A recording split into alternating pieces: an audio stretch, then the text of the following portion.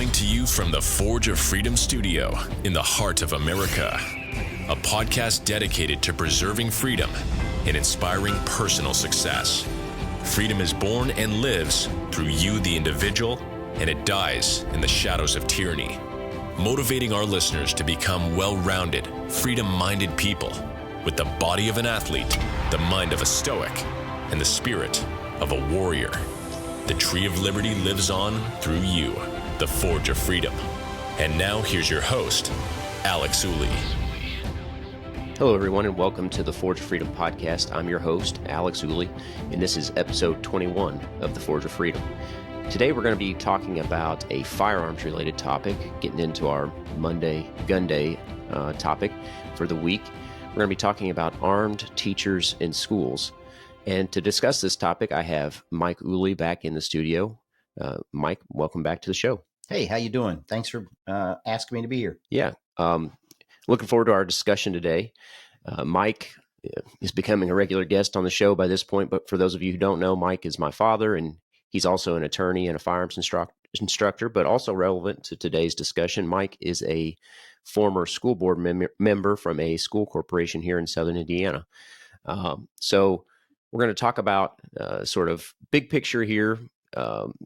We've heard a lot in the news recently about some school shootings. We've got Uvalde and the school shooting in Nashville, and even some more recent news about public mass shootings not related to schools. But so many people talk about we got to protect the children and we need to do something. And there are all sorts of proposals about what to do.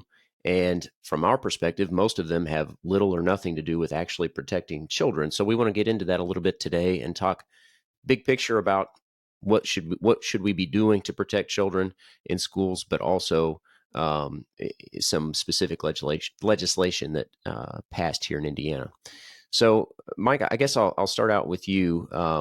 If you would, could you just say a little bit about what we've been hearing recently in the news about school shootings and about shootings in general? I know we talked a little bit pre-show about why we decided to talk about this topic today. Yeah, as we're taping this, that shows my age. Nobody tapes anything anymore. But as we're doing this digitally, yesterday there were reports, or not reports, I guess it's authentic, about a murder or killing in Texas at a mall. And, we've had some of these of late get reported in the media, and they're reported frequently. And then right after that, you'll hear the propaganda out of the media and the pundits talking about when are we going to do something about common sense gun safety. What that really means is they want to take away Second Amendment rights from law-abiding citizens through measures that'll do nothing to deter or stop murderers. But anyway, so we've got that going on. You're going to hear a lot of things in the media.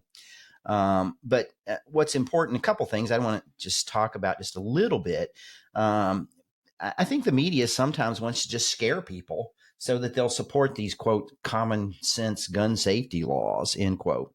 But I want folks, if they would, please consider that even though you're inundated by the propaganda from the almost state-controlled media, please keep in mind some statistics here that I have from John Lott. 92% of all violent crimes don't have anything to do with a firearm. All right. Number two, 94% of these, quote, mass public shootings, end quote, and there can be some disagreement about what the definition of that, occur in gun-free zones. And these are places that ban private citizens from carrying a firearm. So, it's important to understand that these murderers, we recently had one here close in Louisville. The murderer it was a gun-free zone because the bank where he committed the murders precluded employees and others from carrying firearms there. But these people, these evil murderers, they're evil, but they're not stupid. The other thing, too, that you're going to get inundated with, I think, in the media is that this is somehow a particularly unique U.S. problem. In my estimation, if you look at the statistics, it's not. I've got some here. Mass public shootings actually in the United States are relatively low. From the period, this is from John Lott again, from 1998 to 2017, in the United States, we had 1.8% of the mass murders, but we had 4.6% of the world population. So if you look at these things from a per capita standpoint, it's not the apocalypse that the media would like you to believe.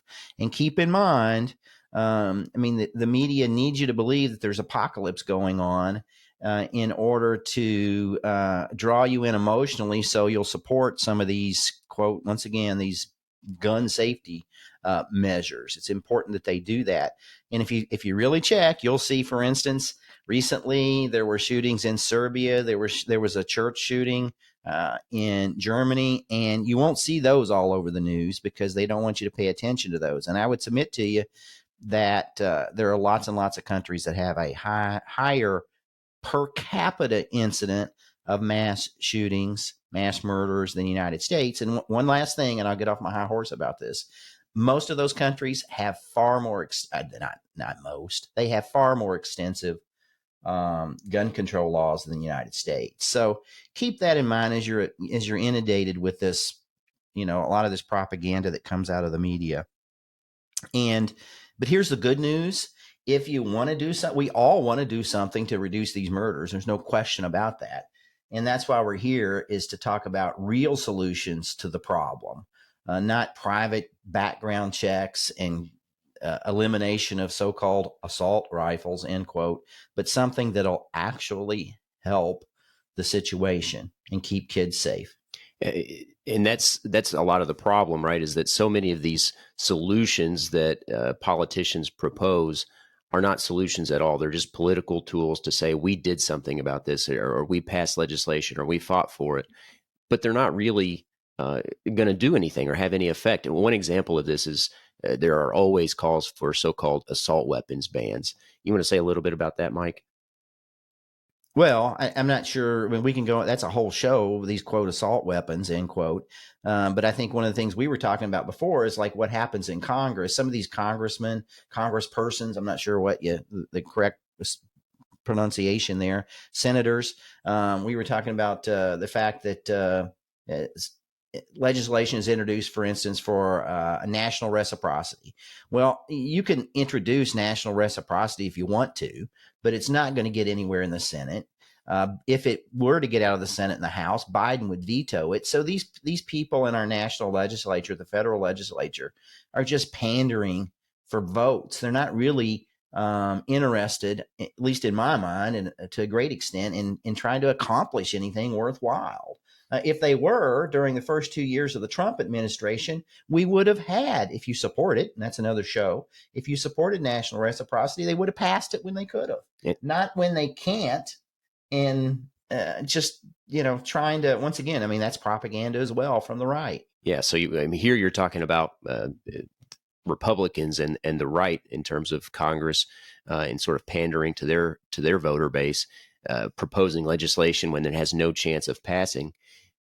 But to the same degree, liberals also propose legislation in response to these sorts of mass shootings that will have zero or no effect. And one example of that is these so-called assault weapons bans.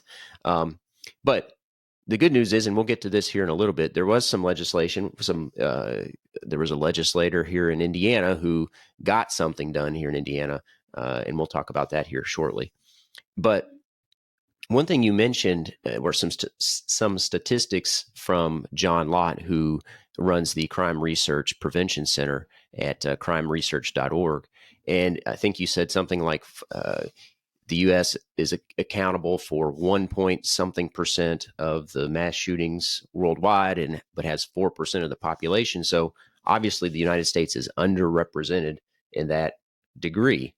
So that's an example, like you were saying, about how the media spins the problem to promote a narrative that they want to promote, to take away our freedom.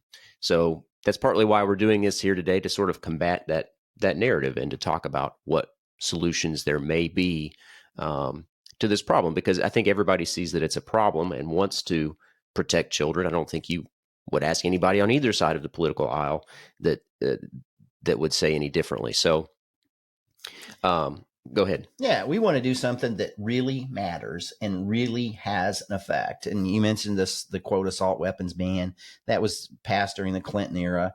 it had no measurable effect on anything in terms of public safety. It simply took away rights from law-abiding citizens, people that follow the law. But maybe we ought to talk about something positive today. Yeah, sure. And what this legislation that Jim Lucas brought forward and was ultimately passed in the Indiana legislature, and Governor Holcomb recently signed, I don't know, a week ago or so, Yeah, something like that. Yeah, well, I'd like to provide a little bit more background before we get into Okay. to the legislation. I'd like to sort of draw out a few examples. So in Uvalde, we know that there was a murderer there who went into the school, and the police response in Uvalde was very, very poor. And in fact, there's some reports that they prevented parents from going in and trying to save their own children, which is incredibly sad, very tragic. Then we've got the example in Nashville where the police response was far better, and the police were heroic by all accounts. Didn't hesitate, went in, stopped the killer. Unfortunately, only after there had been several casualties. So you've got these two varying responses, but what's consistent about both of them is that there's a killer with evil on their mind, intent on killing people, and they go into the school, and what do? We call somebody with a gun to come and stop them. And there are a few possibilities. A lot of people advocate for school resource officers. A lot of people advocate for armed teachers. So we're going to talk a little bit about that here with the legislation that was proposed in Indiana. But one thing I'll say is that school resource officers are, I think, good and can be somewhat of a deterrent, but they're one person or sometimes just a few people, and are often an easy target for the killer because they know, if I get past this one person, I've got free range on all these other people. So what we advocate for is that we allow teachers to be armed, not require teachers to be armed, but allow teachers to be armed. You want to say a little bit more about that, Mike? Yeah, a couple things. First of all, it's not just teachers, it's school staff, school employees. But a couple little more general comments. Think about this. Anytime there is a mass killing or any killing, I talked about the one at the mall. We talked about Uvalde. We talked about the Nashville incident. There's one in Buffalo. The one common element to all of those is somebody gets on the phone and essentially says, please send somebody competent with a gun as a tool to come and deal with this situation. Now, I don't care if that person comes in a helicopter, in a car, he has his police polyester or poly whatever uniform on. I want somebody competent with a gun there as quickly as possible. As a matter of fact, I don't even want to call somebody. And police responses, maybe 2 minutes, 4 minutes, 10 minutes, whatever they are. I want somebody there on the scene as it occurs or immediately after it occurs. Like I said, even if it's 2 to 4 minutes, I want somebody there on the scene that's trained and competent. We know that perhaps, I think an average maybe of somebody that's relatively well trained, they can get to a firearm in a second and a half or 2 seconds and deal with the situation. That's what I want, not 2 to 4 to 10 minutes for that person to get there with the gun. Yeah, because what we know is, and this is common sense, the longer the response time, the more opportunity the killer has to inflict casualties.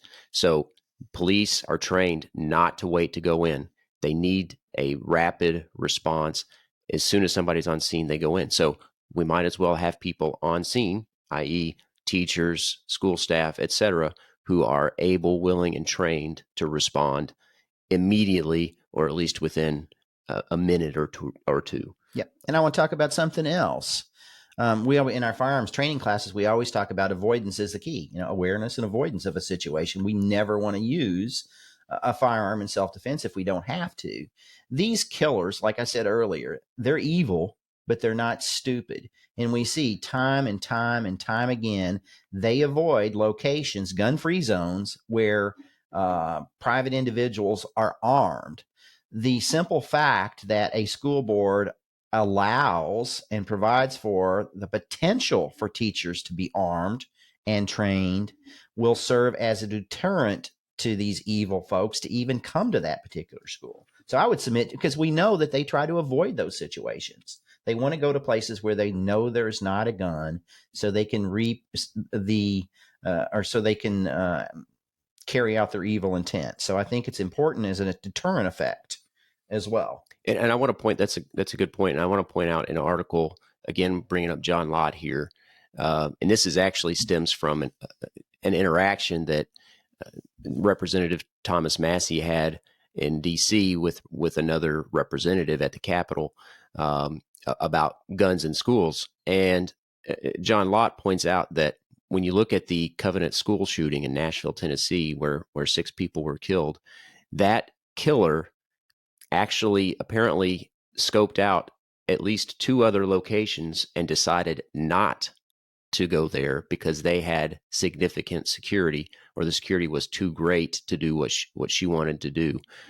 So the killer actually chose Covenant School after the killer passed up 2 other locations because they had those security protocols apparently known to the public, so that the killer knew, hey, that's not a place I want to go because I can't inflict much harm there more than likely.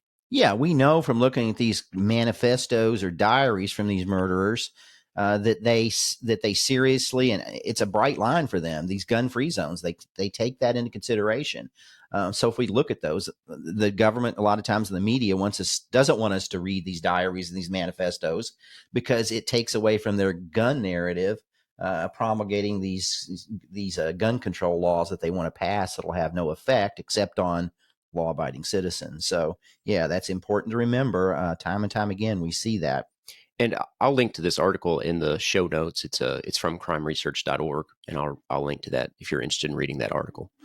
So we've talked about the deterrent effect that armed school personnel can have, but there are different ways of going about this. And in Indiana, which is where we live and practice, school boards here for quite some time, I don't know actually how long this has been the law, but for a long time, school boards have had the ability to authorize personnel to carry firearms on school premises. Is that more or less correct? Yeah, and I guess I should have researched this. And it's been the early 90s since I was on the school board, but it's been quite some time that school boards have been allowed to, by state statute, to authorize some folks anyway, to possess a firearm on school property. So in Indiana here, there's a representative. His name is Jim Lucas, and he has proposed some legislation over the course of several years that would provide for training and funding for school corporations that wanted to allow their teachers to carry firearms, because it seems like school boards are reluctant to allow people to carry firearms anyway, but especially when there's the impediment of, well, how should we train these individuals? How are we going to pay for this? How are we going to make sure they're competent with a firearm?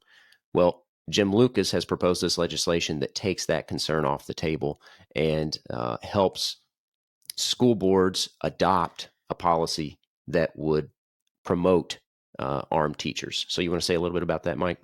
Yeah, I think, frankly, I think we've allowed school boards to escape responsibility for this important safety issue. And Jim Lucas has made it a lot easier now for us to hold school boards accountable and move forward with some potential training for teachers and school staff. This legislation, and once again, we see folks pandering at the federal level in particular, but I got to applaud Jim Lucas. He's there year in and year out. He's a state representative that represents the Seymour area of Indiana, but year in and year out, he introduces legislation that makes a difference for people on the ground. And we want to applaud him for that. Yeah, this is legislation that's not just, hey, I propose something that has no chance of passing and pandering, like you said, to their constituents. This is legislation that actually passed. The governor just signed it, and it can actually make a difference. Is it likely to make a difference if school boards will actually avail themselves of this opportunity? Yeah, and this passed by overwhelming margins. I don't know what the margins were, but it's like 40-8 or something like that in the Senate. And then the governor just signed it. But let's talk a little bit about it. A couple things to start off. First of all, this is not a mandate in any way whatsoever from the state. It's not co-opting local school board control. It still remains within the authority of the local school board to decide whether or not to potentially arm teachers and school staff. It's completely and utterly up to the local school board, number one. Number two, no teacher, and you hear this all the time, oh, teachers are teachers, they don't need to be armed. That's not what I want to do. And if you don't want to have anything to do with a firearm, I fully 100% support that. But there are teachers out there who may want to accept the responsibility to protect themselves and their students and other school staff. So it's important to understand that, number one, this is voluntary by the local school board. Number two, it's absolutely and unequivocally voluntary for the teacher or school employee or school staff member. They do not have to have anything to do with this whatsoever if they don't want to. I would also like to point out, anybody that goes through this training, school staff, teachers, it remains confidential that they did it. It's not going to be up on a school board that John Smith or Jane Smith went through this training. It's completely confidential, and it can't be revealed unless there's some other legal process. So I think that's important. Another thing to address, kind of some of the misnomers I think with this, there are probably I'm going to say around 20 states that allow teachers, school staff, employees to be armed. And I think the stat on that is there's not been any incident where a teacher has lost a gun or lost his temper, or there's been any kind of incident in which anybody was hurt or killed or injured as a result of teachers or school staff carrying firearms. So it's important to remember that. It's also important to remember, and please chime in if you want me to stop somewhere and discuss some of these more, the training requirement with respect to this statute. What it does, first of all, it puts the onus of the cost of this training back on the state. So it's not going to cost the local school board anything here from what I understand. So, that tax bill in Indiana that you got, the property tax bill that we get in May and November, it's not going to affect that. It's not coming out of those monies. This is state funded as long as you meet the requirements, the training requirements, and kind of jump through the hoops. And most of the hoops that I've seen here are warranted in terms of the training requirements. It's going to be about 40 hours of training, and I'm going to bring it up at some point. I want to go through some of the training requirements here. Yeah, while you're bringing up those training requirements, I want to put some emphasis on a few of the points that you brought up. One of the common objections to this legislation is that teachers just want to teach. At least some teachers just want to teach. They don't want to have to worry about their security or the security and safety of their students. But just like Mike said, this doesn't require, even if the school board adopts this policy, this training and funding, or avails themselves of this training and funding opportunity that's available through this legislation, the teachers do not have to participate, only if they want to. So it's completely voluntary, even if the school board adopts it. So that's the first point, to sort of refute one of the common objections here. But another point is that you mentioned there have been no incidents. And you were thinking, I think, primarily or pointing out accidental incidents. But the other important point here is that, and this is again from John Lott at Crime Prevention Research Center, there has never been a mass shooting at a school that allows teachers to be armed.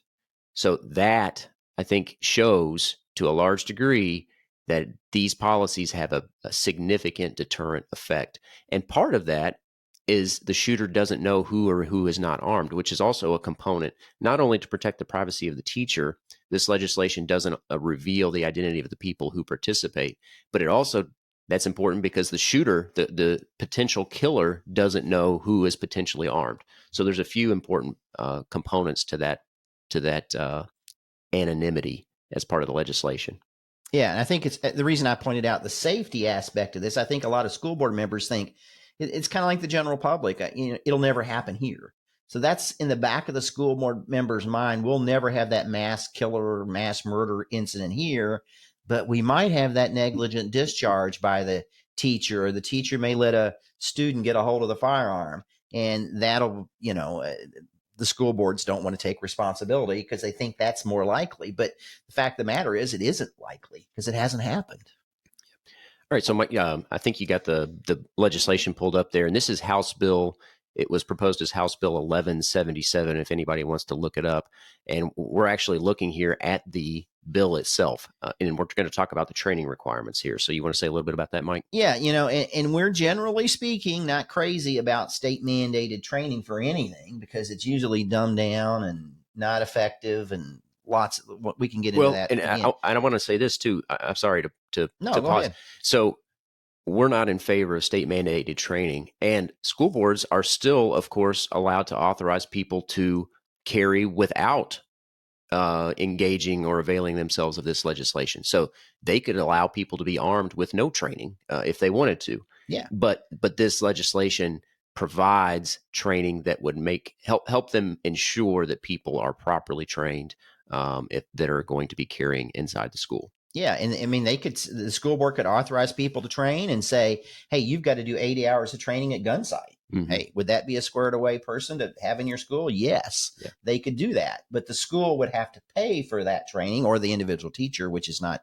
is a no go from the start. And gun sight is it's probably the best, or one of the best firearms training schools in the nation. So the point that you're making, right, is that the school boards could require more training than what this legislation requires, or they could require less. But this legislation at least provides some guidelines to school boards who don't know where to start. Yeah, and these guidelines basically are saying if your teacher or school staff or school employee goes through this training, we'll pay for it. Yeah, that's the real catch here. Is it provides the training standards so that the school board gets a grant for the training. But here's some of the training. First of all, it's 40 hours, which is consistent with what a police officer would get at their, what do they call that? The Law Enforcement Academy. Yeah, they go to the Law Enforcement Academy and they get 40 hours of training is what I understand. And this is going to be 40 hours. But I would submit, and police officers get 40 hours, and then some of them do other things and become even more competent. Some don't do anything other than their annual qualification. But I would submit to you, this 40 hours of training is probably going to be better than what the average police officer gets at the average. At least to address this specific issue, because this training, right, is tailored to train people, to train school staff to respond to a school shooter and to protect the children in the school. They're not training like the law enforcement officer who's trying to learn how to apprehend a criminal or learning to address people out in the public. This is training specifically addressing the needs of armed school staff. Yeah, so it's 40 hours focused on the school, not all the plethora of things that an average police officer has to address. But here's some of the things. An hour of general firearm safety to include safe handling, safe carry, safe storage, firearms maintenance. 24 hours of basic marksmanship with a qualification standard. I don't know what qualification standard they're going to use. It may be one consistent with the Indiana State Police. One we like is the FBI qualification, but there's going to be a qualification standard. They're going to get scenario-based training. They're going to get 8 hours of dynamic gun drills, which means they're going to be shooting in high-stress environments, highly populated environments. They're going to get training on shooting and moving with third parties. They're going to get shooting at multiple targets while moving. They're going to understand cover and concealment, how to use cover and concealment. They're going to get at least an hour of training on firearm retention. They're going to get training on responses to common disarming techniques that they may face. I would submit to you that most of these murders they're going to face are not going to be trained well enough to do any kind of disarming. But anyway, they're going to get hours of training on moving in hallways, room entrances, what to do in open spaces and venues like gyms or cafeterias. They're going to get training on how to move in restricted spaces and areas. They're going to get legal training, it sounds like, in the consequences of the use of force. They're going to get training on post-shooting considerations and consequences. The psychological and emotional responses they'll have and other people will have, how to secure a firearm, preserving evidence, safely identifying oneself to law enforcement that comes upon the scene. They're going to also spend time analyzing and evaluating past mass casualty events so that they'll know a little bit more what to expect. One of the things that we talk about is if you study the past, it helps you understand what may happen again in the future. And when you understand what's going to happen, potentially, you can deal with it more efficiently. And then they'll have it to the extent that they don't pass or don't satisfactorily complete a lot of these exercises, there'll be remedial training. Also, one thing that I think is important is they're going to get no less than 1 hour of tactical emergency medicine. And that's important in a potential mass casualty event. Another thing that they've put in here as a requirement to get this grant money is the participant, the teacher, the school staff is going to have to pass some sort of psychological testing as well to make sure that there's no red flags or issues in terms of them possessing a firearm. Another thing here, 40 hours, and I submit to you, it's going to take more than 40 hours of the teacher's time. This can be conducted in parts. It doesn't have to be conducted over a week or two period all at once. I've already told you that the identity of the person doing this training is going to remain confidential. I think that's important too. So these evil folks that want to commit murder in a school, if a school board passes this policy, whether they have armed teachers or not, it's going to be a question in the mind of this evildoer. And I think that'll be a deterrent. And then the other thing, if we do have someone there that can react in seconds, that's going to make a big difference as opposed to the minutes it's going to take police to get there. And that sounds like a great set of training requirements and skills and aptitudes that these folks should have. And here's the other important point is that if teachers or school staff are trained to these requirements, a lot of times the killer, the evildoer, is very poorly trained. If they meet these requirements, they will be far more competent than the likely attacker. Luckily, a lot of times attackers are very poorly skilled, and if there are school staff that possess these skills and go through this training, they are likely to be far more competent than the attacker.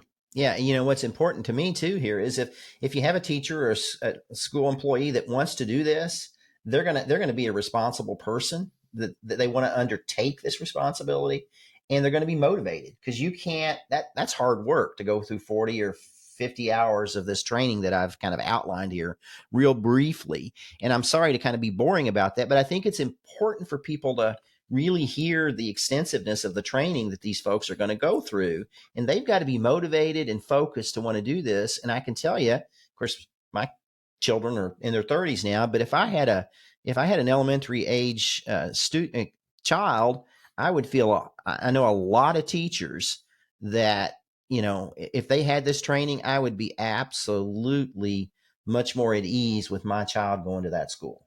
Yeah. And frankly, this is a different subject, but that's also why we are partly why anyway, that we're advocates for school choice, because if you want to make sure that your children are safe when they're going to school, I mean, those are soft targets, especially if they're gun-free zones, because like we said, over 94% of mass shootings occur in gun-free zones.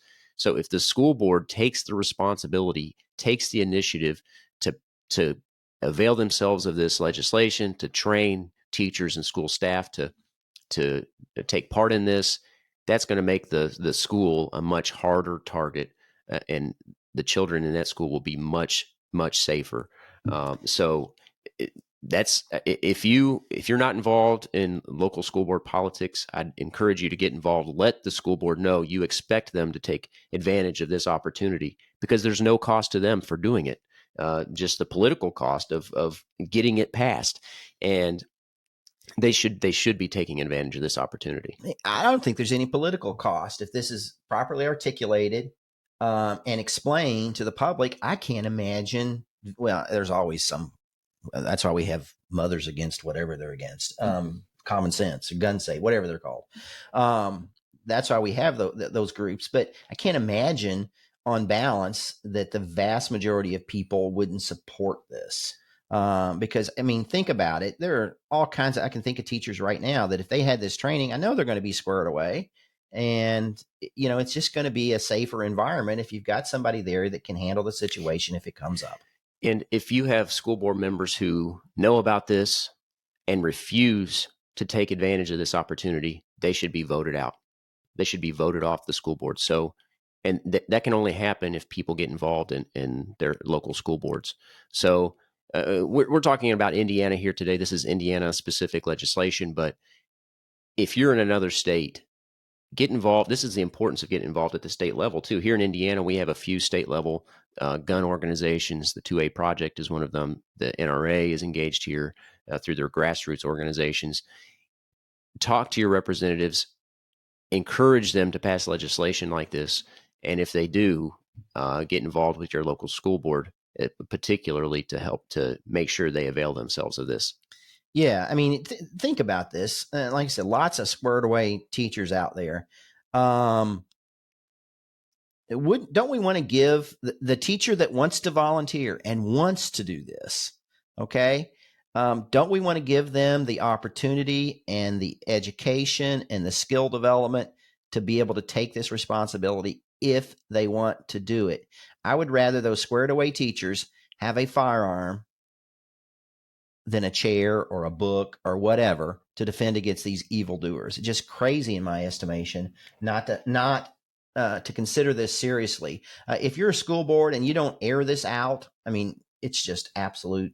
I mean, if you decide not to do it for whatever reason, then I can't imagine. Fine. You're elected and I hope you get voted out, but not to have the debate about it is just absolutely ludicrous in my estimation. Totally irresponsible. But the other thing is too here, a lot of people object and they say, well, we don't want firearms in schools because we don't want kids to have to worry about firearms in the school. What do you say about that, Well, Mike? Number one, if there's a problem, who do we call? Somebody with a firearm, number one. Number two, I think at least in Indiana, the vast majority of teachers or employees in a school don't have any problem with a school resource officer being there with a firearm. And we'll talk about that in a minute. I'm not trying to say that that's not a good thing to have a school resource officer, but we'll talk about that in a minute. But there's, we're around police officers all the time that have firearms. So if we have teachers that are as well trained or better trained than your average police officer, what's the issue? That's the person. I mean, we're around those folks all the time in uniform. And here's the other thing. I think children are much, much smarter than we give them credit for. If they understand that this person is armed, they're trained, they're responsible, they will feel much safer and be much more focused on their learning if they know they're not a soft target to a potential threat. So children can understand that. And it's not like they're going to be scared unless they're being fed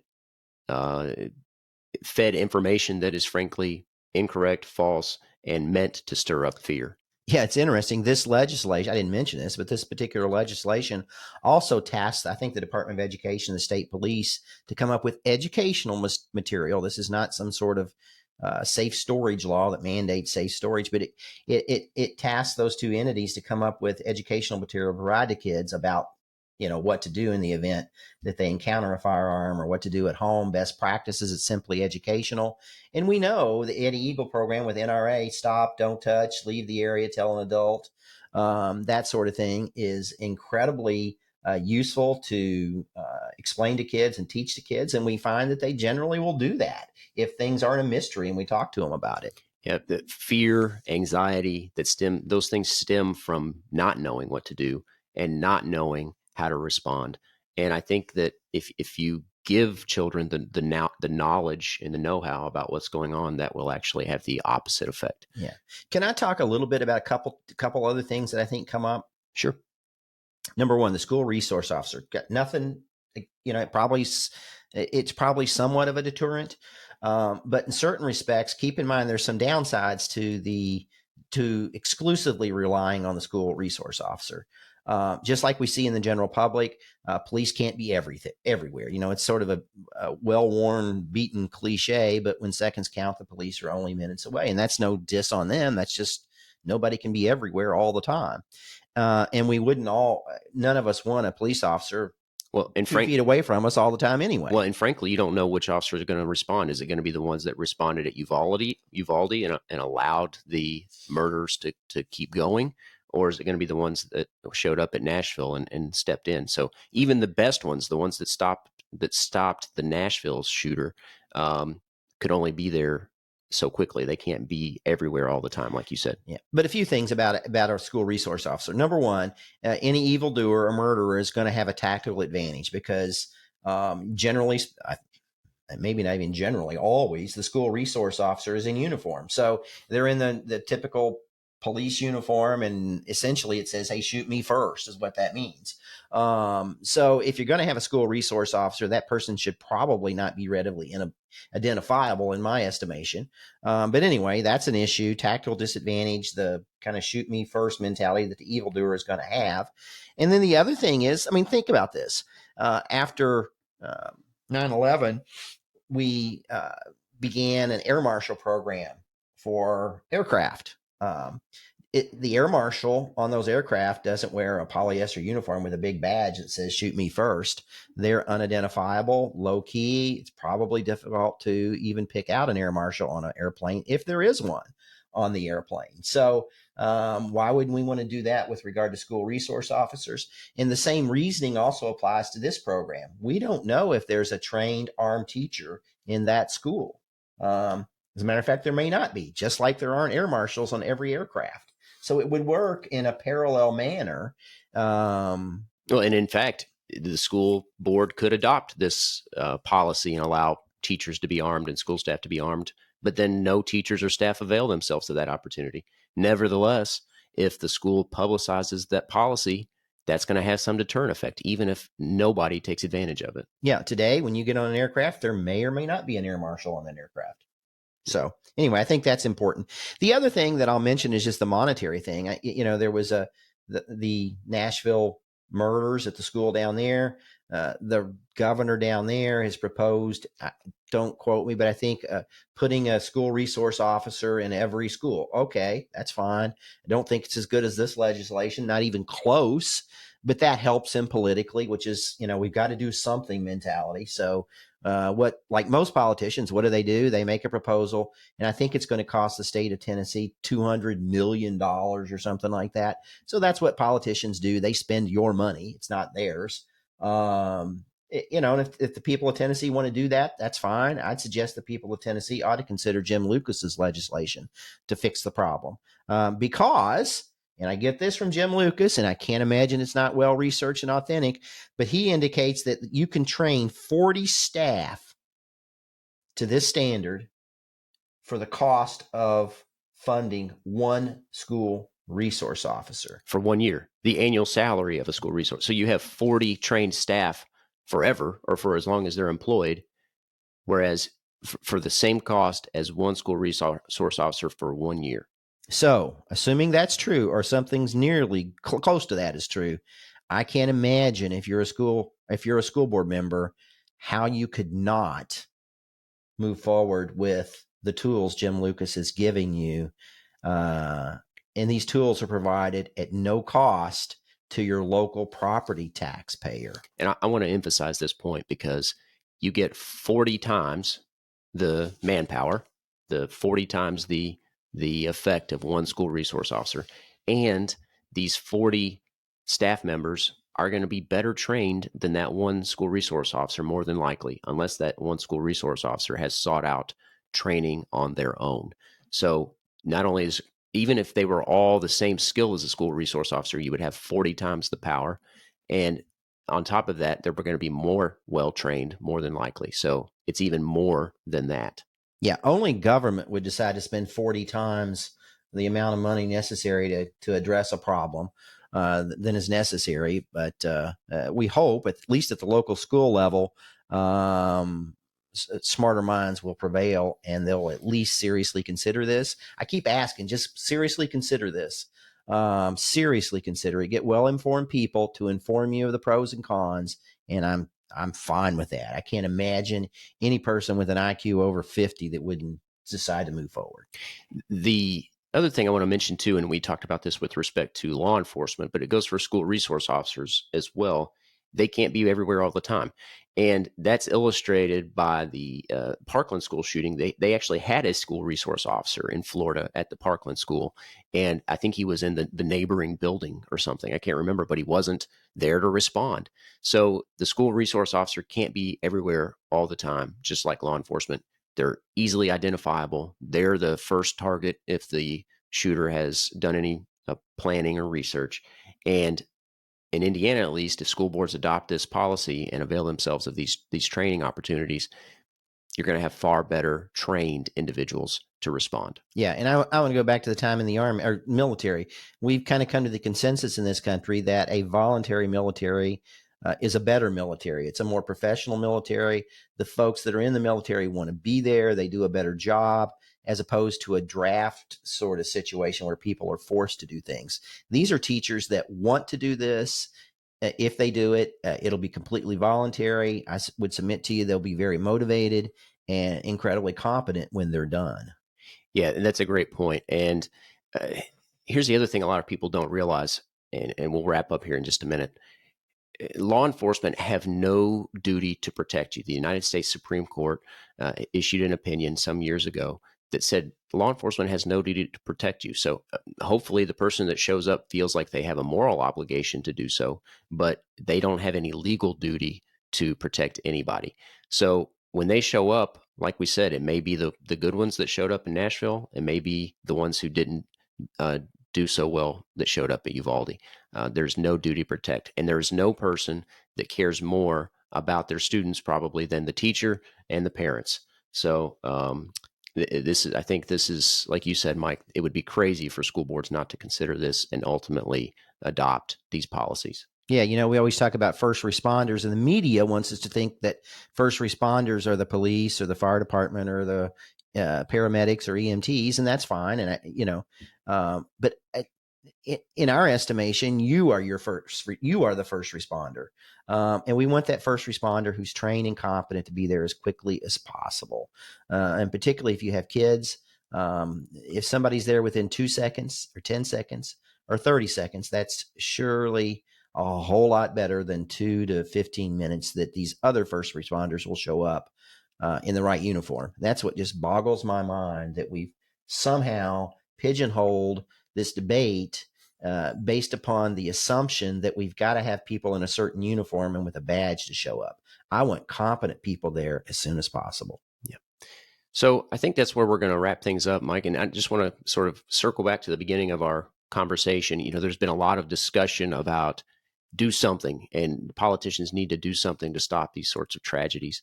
And you see all sorts of legislation that's proposed that would absolutely have zero effect. And this is an example, and part of the reason we're talking about this today is that this legislation that was passed here in Indiana is an example of something that will actually matter, that will actually have an effect. Yep. Instead of hearing, generally what the politicians want to do is take away rights from law-abiding citizens that will have no deterrent effect. As a matter of fact, it may encourage the evildoers. That's what they want to do. We can have a whole nother conversation about why politicians in positions of power want to take away the rights of law-abiding citizens. But in this situation, this will actually do something. And I'll leave you with one last little piece of data, and that is during school hours, no attack has ever occurred where anybody was killed or wounded in a school where the school staff were allowed to be armed. I want you to think about that. No killing or attack, or no killing or injury, wounded during school hours where where schools arm teachers and or school staff in this country. All right. Well, I think that's a good place to leave off with this episode. Mike, thanks again for joining the show. And of course, if you enjoyed the show, don't forget to like and subscribe. I'm going to be releasing this on Monday. This is our Monday Gunday episode, and I'm sure you'll be seeing Mike back on the show again in the near future. So thanks again for joining, Mike. Thanks. Appreciate it. All right. That's where we'll leave it. We'll see you all next time.